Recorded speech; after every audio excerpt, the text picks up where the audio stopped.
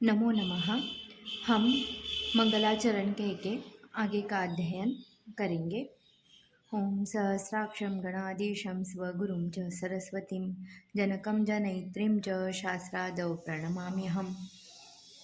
पिछले अध्ययन में हमने देखा था कि किस प्रकार अग्निवेश जी ने 28 ऋषियों का वर्णन इन श्लोकों में किया था और किस प्रकार वो सुखोपविष्टा मतलब सुख शांति से बैठकर आगे क्या कथन किया। अभी यहाँ पे कथाम इमाम जो है उसकी टीका उन्होंने दी है। इमाम इति अग्रे वक्षमाणाम मतलब आगे वो बताएंगे। अभी क्या उनका डिस्कशन हुआ वो सब उनका उसका वर्णन आगे है। श्लोक पढ़ती हूँ। धर्म अर्थ काम मोक्षाणाम आरोग्यम मूलम उत्तमम रोगाः तस्य अपहर्तारः श्रेयसो जीवितस्य च प्रादुर्भूतो मनुष्याणाम् अन्तरायो महानयम् कः स्यात् तेषां शमोपाय इति उक्त्वा ध्यानम् आस्थितः। अथ ते शरणं चक्रं ददृशु ध्यानचक्षुषा स वक्षति शमोपायम यथावत अमर प्रभु। अब यहाँ पे अर्थ लगाते समय हम पहले लास्ट की लाइन पढ़ते हैं। स वक्षति शमोपायम यथावत अमर प्रभु। अभी यथावत अमर प्रभु मतलब जिस प्रकार से इंद्र जी ने ज्ञान प्राप्त किया था उसी प्रकार वो बताएंगे। स मतलब इंद्र जी वो बताएंगे। वक्षति शमोपायम क्या बताएंगे तो शमोपाय बताएंगे। अथ ते शरणम शक्रम ददृशु ध्यान चक्षुषा। अभी उन्होंने ध्यान चक्षु से क्या देखा कि इंद्र जी के शरण में जाने के अलावा दूसरा कोई उपाय नहीं है, ये देखा। अभी जो चक्षु है वो 3 प्रकार के चक्षु बताए गए हैं हमारे ग्रंथ में। ध्यान चक्षु, ज्ञान चक्षु और दिव्य चक्षु। यहाँ पे ध्यान चक्षु का वर्णन मिलता है। फिर आगे की जो लाइन है वो कह स्यात् तेषां शमोपायम इति उक्त्वा ध्यानम आसीतः।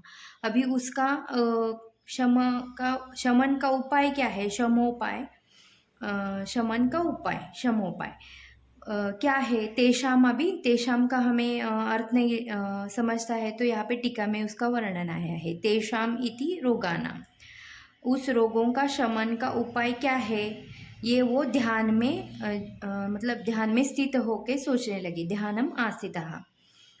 आगे उसके पीछे जो बताया है वो धर्म अर्थ काम मोक्षाणाम, ये जो चतुर्वर्ग है उनका मूल मतलब मूल कारणम, मूल मतलब कारण और उत्तमम उत्तमम इति प्रधानम, जो प्रधान कारण है इस चतुर्वर्ग का धर्म अर्थ काम मोक्ष। इन चतुर्वर्ग का जो मूल मतलब प्रधान कारण है वो आरोग्य है। और उसका अपहरण मतलब अपहर्ता रहा कौन है, अपहरण कौन कर रहा है तो रोगाः तस्य अपहर्ता रहा। फिर रोग उसका अपहरण कर रहे हैं, उसे नष्ट कर रहे हैं। किसको, आरोग्य को। और क्या नष्ट कर रहे हैं तो श्रेयसो जीवितस्य च। अभी श्रेयसो का श्रेय शब्देन सामान्येन अभ्युदयवाचिनां धर्मादयोः अभिधीयन्ते। मतलब कि जो अभ्युदय मतलब जो मोक्ष का जीवन का जो श्रेयस है, जो मोक्ष है उसका भी अपहरण कर रहे हैं। वैसे रोग प्रादुर्भूतो मनुष्याणाम, ऐसे रोग मनुष्य में प्रादुर्भूत मतलब उनका आरंभ हो रहा है। तो ऐसे रोगों का शमन का उपाय क्या है ऐसे सोचने लगे। तो यहाँ पे अंतराय इति धर्मादि साधने बोधव्या, मतलब धर्मादि के जो साधन है उसे अंतराय कहा है। मनुष्याणाम अंतरायो महायनम, ऐसे मनुष्य के योनि में इनका प्रादुर्भाव होने लगा है।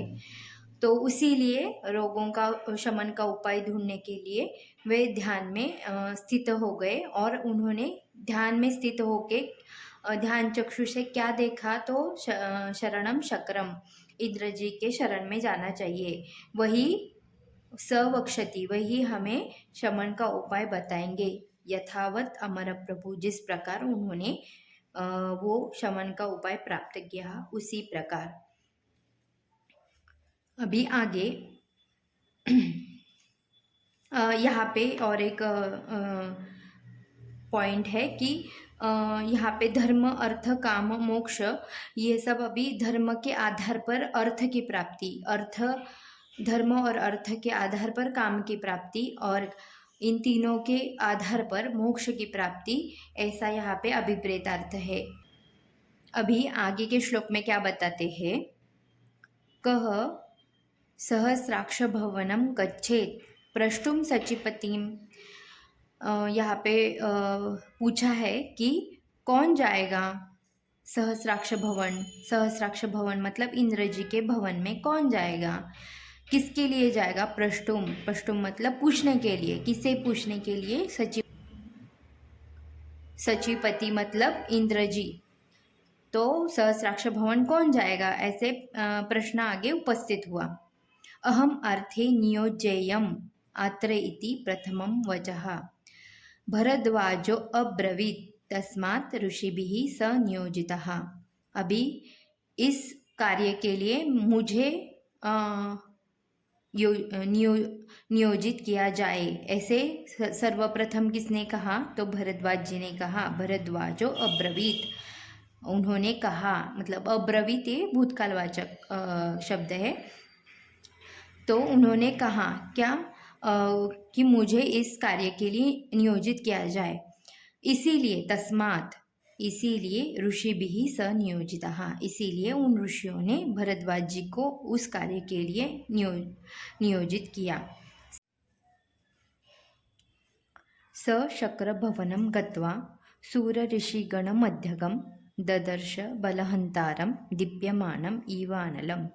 अभी स मतलब भरद्वाज और शक्र भवनम मतलब इंद्र जी के भवन में गत्वा जाके उन्होंने देखा। ददर्श मतलब देखा, भूतकालवाचक है ददर्श शब्द। और गत्वा यहाँ पे जाके क्या किया उन्होंने, तो देखा। क्या देखा, तो सूर ऋषिगण मध्यगम। सूर मतलब देवगण और ऋषिगण के बीच में बैठे हुए इंद्र जी को देखा।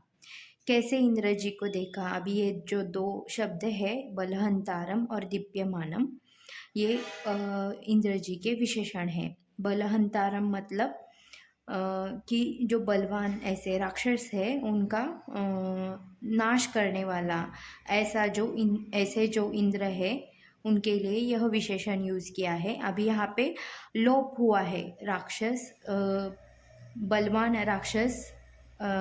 राक्षस का हनन करने वाला, ऐसा बलहंतारम। तो बलहंतारम और दीप्यमानम इवानलम, किस प्रकार दीप्यमान, तो अनलम मतलब अग्नि के समान दीप्यमान, ऐसे इंद्र जी को देखा, ददर्श। सो अभिगम्य, अभी सो अभिगम्य मतलब जाकर उन्होंने क्या किया। गम्य ऐसे जब आता है तो उसका ऐसे कि वहाँ जाकर आगे कुछ तो क्रिया हुई है, वो कौन सी क्रिया है, तो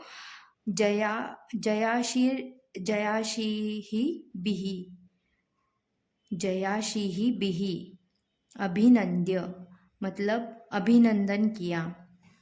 किस प्रकार अभिनंदन किया, जयकार करके अभिनंदन किया। किसका, सुरेश्वरम इंद्र जी का अभिनंदन किया। और प्रोवाच विनयात, विनयात मतलब नम्रता से उन्होंने बताया। ऋषिणाम वाक्यम उत्तमम, जो ऋषिगण में चर्चा हुई, वाक्यम उत्तमम जो उत्तम चर्चा ऐसी हुई, वो उन्होंने इंद्र जी को बताया। व्याधयो हि समुत्पन्नाः सर्व प्राणी भयंकराः तद्ब्रूहि मे शमोपायम यथावत् अमर प्रभु। और आगे क्या कहा उन्होंने कि व्याधियों ही समुत्पन्नाः मतलब व्याधि की उत्पत्ति हो रही है। वो किस प्रकार की व्याधि की उत्पत्ति हो रही है, तो सर्व प्राणी भयंकराः, ऐसी व्याधियाँ उत्पन्न हो रही है कि जो सर्व प्राणियों में भय निर्माण कर रही है। इसीलिए तद्ब्रूहि में, मुझे, मैं मतलब मुझे, आप मुझे शमोपायम, मतलब आप मुझे इन व्याधियों का जो शमन का उपाय है वह बताइए, जिस प्रकार आपने प्राप्त किया। यथावत अमर प्रभो। तस्मै प्रोवाच भगवान आयुर्वेदम शतक्रतुः। इसीलिए उन्होंने भरद्वाज जी को आयुर्वेद बताया। कैसे बताया? पदैहि अल्पैहि मतिम बुद्ध्वा विपुलाम परम ऋषये। किस प्रकार बताया? पदैहि अल्पैहि, अल्प पद से युक्त ऐसे उन्होंने बताया। मतिम बुद्ध्वा विपुलाम, उनकी मति विपुल है यह जानकर उन्होंने पदैहि अल्पैहि बुद्ध्वा। अभी यहाँ पे मति मतलब पदैहि अल्पै की टीका की है। मतिम बुद्ध्वा विपुलाम इति यस्मात् विपुलमति भरद्वाजम प्रतिपन्नवान। तस्मात् मतलब भरद्वाज जी कोई साधारण व्यक्ति नहीं थे, वो विपुल बुद्धि के थे। तो उनकी जो विपुल बुद्धि है उसका ज्ञान इंद्र जी को था, इसीलिए उन्होंने पदैहि अल्पैहि अल्प ऐसे पद से युक्त आयुर्वेद उन्हें बताया। यहाँ पे उन्होंने वैसा ही वर्णन किया है। यस्मात् विपुलाम मति भरद्वाजम प्रतिपन्नवान तस्मात् पदैहि अल्पैहि उवाचेत भावः। इसीलिए उन्हें पदैहि अल्पैहि उवाचे इति। मतिश्च, आगे और एक टीका है। मतिश्च बहुविषयत्वेन उपचारात विपुला इति उच्यते। मतलब बहु विषय के जानकार थे वह, इसीलिए उनकी जो मति थी उसे विपुल यह विशेषण लगाया गया है। अभी आगे जो वर्णन आया है वो सा च मतिः शुश्रूषा श्रवण ग्रहण धारण ऊहापोह तत्वाभिनिवेश वती विपुला बोधव्या। अभी वती जब लगता है तभी उसका अर्थ ऐसे होता है कि से युक्त, मतलब यहाँ पे तत्वाभिनिवेशवती मतलब तत्वाभिनिवेश से युक्त। शुश्रूषावती मतलब शुश्रूषा से युक्त। श्रवणवती, ग्रहणवती, धारणवती, ऊहापोहवती, तत्वाभिनिवेशवती, ऐसी जो मति होती है उसे विपुला यह विशेषण लगता है। तो भरद्वाज जी की जो मति जो बुद्धि थी वह विपुला ऐसी बताई गई है। तो इसीलिए इंद्र जी ने उन्हें पदैहि अल्पैहि से युक्त ऐसा आयुर्वेद उन्हें बताया। आगे का श्लोक लेकर हम यहाँ पे यह अध्ययन समाप्त करते हैं। हेतु लिंग औषध ज्ञानम स्वस्थ आतुर प्रयाणम त्रिसूत्रम शाश्वतम पुण्यम बुबुदेयम पितामह। धन्यवाद।